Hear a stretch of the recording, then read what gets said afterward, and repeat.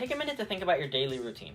You wake up, check your phone, and scroll through social media to see what's new in the world. Pause right there. Let's take a closer look at social media. It's something that's ever present in today's society, but where did it even come from? Well, social media first debuted on the World Wide Web, and that, ladies and gentlemen, is what we're here to discuss today. The World Wide Web was undoubtedly one of the most important inventions of the 20th century. This was because it overcame the biggest barrier the world had ever seen, its own size. The size of the world had previously extremely slowed down the speed of information due to the large oceans, deserts, and mountain ranges, and since it could be overcome, the world became more connected than ever before. In some cases, the web led to the rise and creation of propaganda systems, like Red Star in North Korea, which led to a more brainwashed population. But it also led to the rallying of so many groups online who managed to accomplish so much in the name of doing good in the world. Thanks to the World Wide Web, we live in a golden age of information, where a person can know anything they want in seconds, and the world we live in would be totally different without it. Picture this. It's the 1990s, and the Cold War is finally coming to a close as the USSR finally collapsed. After being apart for so long, different parts of the world are desperate to feel connected again and to know things from around the world. Enter the World Wide Web, a system of HTML pages that can be accessed from anywhere with an internet connection, and after a few years of development and growth, it hit mainstream world and began its slow yet exponential spread. Let's jump back a bit to March of 1989 at the CERN research facility in Switzerland, when Sir Tim Berners-Lee first dreamt up the World Wide Web as a proposal for an information storage system. A system that didn't even get picked up immediately, instead being shelved as a project for later development.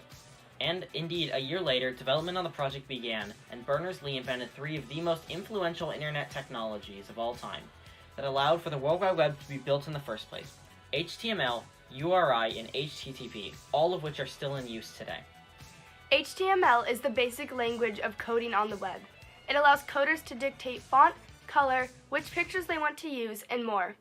URI is the mother of all URL-related things, meaning every time you typed www.google.com into your URL bar, you are simply typing out a URI. Lastly, there's HTTP, which is this program that requests access to a website when you click on it. Without it, you just see a blank screen because no information would have been transferred. Combined, these three elements made for an effective and simple to use the World Wide Web of information and entertainment. By the end of 1991, the World Wide Web had been opened to the public. The genius of the web's expansion program was that it could be entirely done by anything, or anyone.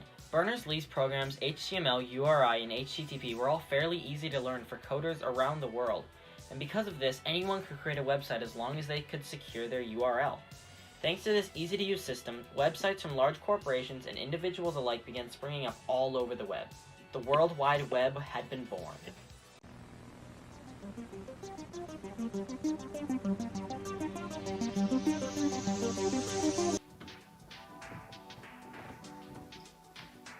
What's up, my dogs? It's me, the Progress Princess, bringing you all the latest news about worldwide technology.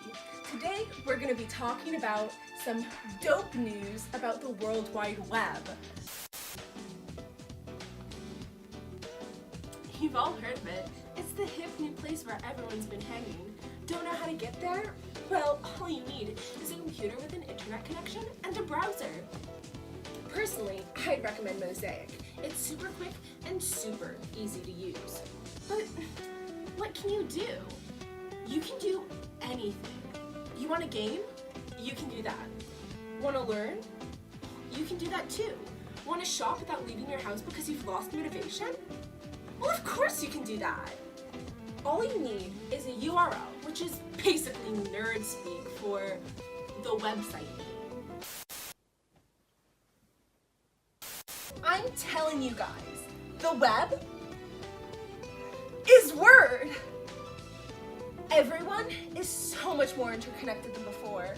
This morning, I spoke to a guy from Australia, and when our chat was over, I said good day, and he said that was racist. See, that's something I didn't know. See, you can learn new stuff on the web. It's easy. It's more than easy. It's Word.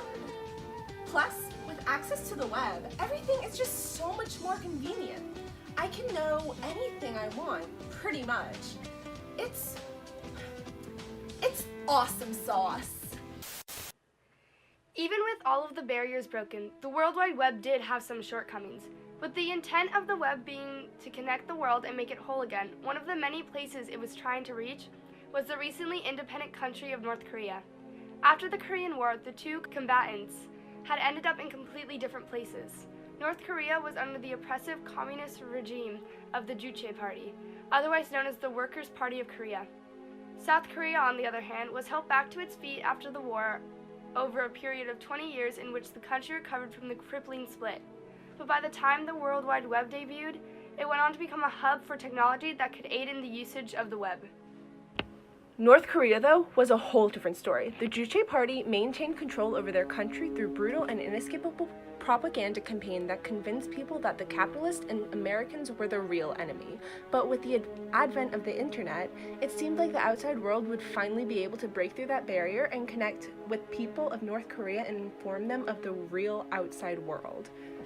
Unfortunately for the citizens of North Korea, instead of adopting the World Wide Web and finally letting their citizens have access to the outside world, the Juche Party only used the web as the outline for their version of the web, called Red Star. Red Star is like the web in a lot of ways, except for the fact that every single movement a citizen makes on it is highly monitored by a team of specifically trained government officials, whose whole job is to spot suspicious activity early and shut it down. And as well, on Red Star, a citizen can only see what the government wants them to see. Of course, there are those within North Korea who have almost unfettered access to the World Wide Web, and those who would be the upper-class citizens, who are completely loyal to the Juche Party and would never use their access to the internet to cause political upheaval.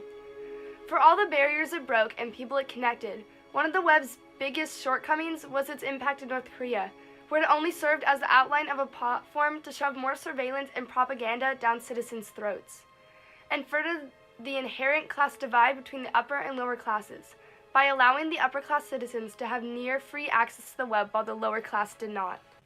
Luckily, though, with every cloud there's a silver lining, and while the situation didn't improve much inside of North Korea or other totalitarian countries, the advent of the World Wide Web has been allowed for awareness of terrible things happening around the world to skyrocket. Whether it be the humanitarian crisis like the Sudan food shortage publicized last year, or the fight against deforestation and climate change that has been going on for decades, the web has been there to publicize it for the entire world to see and be able to support, whether it be by donating or to a cause or just sending the message along. A recent example of the power of the web came with the hashtag Team Trees campaign of 2019. Organized by social media influencers Jimmy Donaldson, more commonly known as his YouTube name, Mr. Beast, and Mark Rober, the campaign launched on October 25, 2019 and aimed to plant 20 million trees by the year 2020. The way they planned to achieve this was with a partnership with the Arbor Day Foundation, in which every dollar donated went towards one tree planted. The campaign spread like wildfire around the web and became a central figurehead among web culture up until its deadline of 2020. It even managed to get eccentric billionaire Elon Musk to donate $1 million to the cause, which was a whole 20th of the goal. In the end, the campaign raised $20.7 million, which meant 20.7 million trees planted out there in the world. The whole campaign was a great example of the web allowing for people around the world to come together for a common cause and help the world, because it shows what people can do when together, and the value of that ability that the web brought forward, therefore making it an invaluable asset to the campaign and other campaigns just like this one that have been brought forward over the last 20 years. In today's society, the web has become a completely normal part of the world. We, as a society, are completely accustomed to it and don't even hesitate to jump onto it most of the time.